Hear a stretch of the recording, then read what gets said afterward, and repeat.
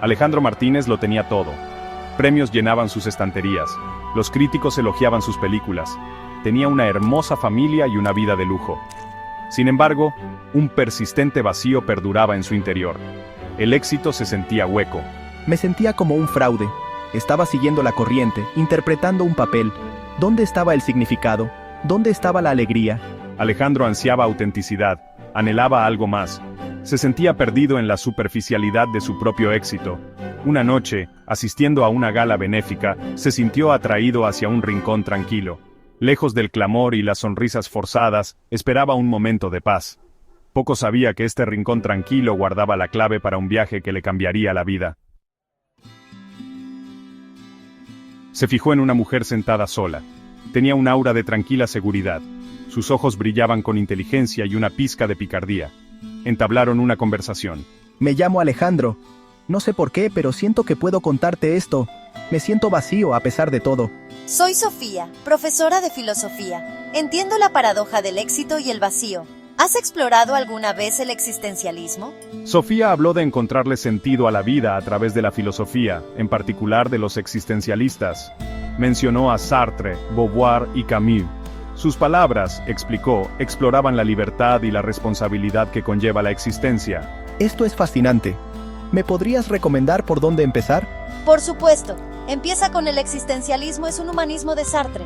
Es un buen punto de partida. Intrigado, Alejandro sintió un destello de esperanza. Esa noche se plantó una semilla. Alejandro devoró. El existencialismo es un humanismo de Sartre. Las palabras resonaron profundamente. El hombre no es nada más que lo que él se hace a sí mismo. ¿Estoy viviendo auténticamente? ¿O simplemente cumpliendo las expectativas de los demás? Se adentró más en la obra de Sartre, cautivado por el concepto de libertad radical. La idea lo aterrorizaba y lo emocionaba al mismo tiempo. Era libre de crear su propio significado, su propia esencia, pero esta libertad también significaba asumir la responsabilidad de sus decisiones, de su vida. Las palabras resonaban en su mente, instándolo a examinar su propia existencia. Alejandro sintió un cambio dentro de sí, una sensación de despertar. Pasó a leer El segundo sexo de Simone de Beauvoir. Sus palabras fueron una revelación. Beauvoir desafiaba las expectativas sociales, argumentando que una no nace mujer, sino que se convierte en una. ¿Eran los roles que interpretaba, tanto en mi vida personal como profesional, realmente míos? ¿O eran constructos impuestos por la sociedad? El extranjero de Camus avivó aún más las reflexiones de Alejandro. El absurdo de la vida, la indiferencia del universo, todo se sentía inquietante pero extrañamente liberador. El protagonista de Camus, Meursault, vivía la vida a su manera, abrazando el momento presente. Alejandro empezó a cuestionarse su propia búsqueda de significado en un mundo sin sentido. Quizás, la verdadera libertad reside en aceptar lo absurdo y encontrar alegría en lo cotidiano. Y así, el viaje de autodescubrimiento de Alejandro continuó, guiado por las profundas reflexiones de aquellos que habían recorrido el camino antes que él. La nueva comprensión filosófica de Alejandro comenzó a impregnar su trabajo. Empecé a buscar guiones que reflejaran mis nuevos valores, historias que exploraran temas de autenticidad, libertad y responsabilidad. Atrás quedaron los días de perseguir el éxito de taquilla. Alejandro quería que sus películas provocaran conversaciones, desafiaran las convenciones, hicieran pensar a la gente. Mi último proyecto, un drama que invita a la reflexión sobre un músico que se enfrenta a las decisiones de su pasado, es un testimonio de esta transformación. Alejandro abordó el proceso de realización cinematográfica con un sentido renovado de propósito. Animó a sus actores a explorar las motivaciones de sus personajes, sus deseos, sus miedos. Quería capturar la crudeza de la experiencia humana, la belleza en la imperfección. Los cambios se extendieron más allá del set de rodaje. Alejandro se dio cuenta de que sus relaciones también necesitaban atención. Había estado tan centrado en mi carrera que había descuidado a mi familia. Empezó por escuchar de verdad a su mujer e hijos, valorando sus perspectivas y sueños. Hizo un esfuerzo consciente por estar presente, para entablar conversaciones significativas, para crear experiencias compartidas. Parecía que nos veía de verdad por primera vez, no solo como extensiones de sí mismo, sino como individuos con nuestros propios caminos.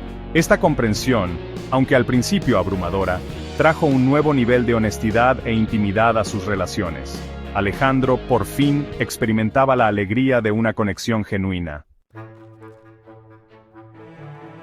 El viaje no estuvo exento de desafíos. Alejandro se encontró luchando con la inseguridad. ¿Estaba siendo fiel a mí mismo o simplemente estaba adoptando una nueva personalidad?